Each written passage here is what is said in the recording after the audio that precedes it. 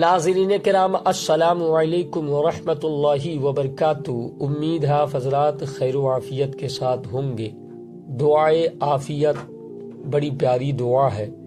حضرت ابو بکر صدیق رضی اللہ تعالی عنہ کی روایت میں ہے کہ نبی کریم صلی اللہ علیہ وسلم کو میں نے یہ دعا فرماتے ہوئے سنا۔ تو میرے پیارے چلیں شروع کیا جائے۔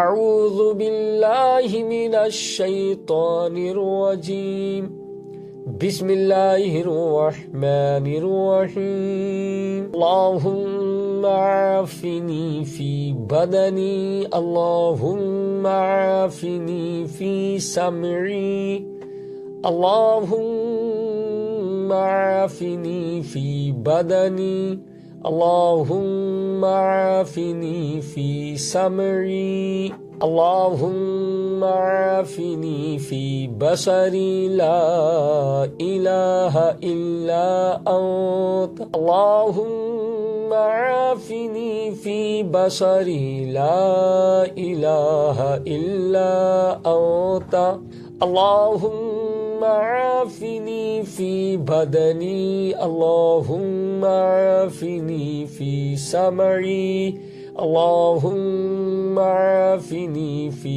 بصری، لا الہ الا انت۔ ترجمہ: اے اللہ میرے بدن میں عافیت عطا فرما، اے اللہ میرے کان میں عافیت عطا فرما، اے اللہ میری نگاہ میں عافیت عطا فرما، تیرے سوا کوئی معبود نہیں۔ میرے پیارے بڑی پیاری دعا ہے، اس دعا کو ضرور آپ پڑھیں، اور انشاءاللہ پڑھیں گے تو کان، آنکھ اور جسم آپ کے سلامت رہیں گے، کسی قسم کی کوئی بیماری دقت نہیں ہوگی۔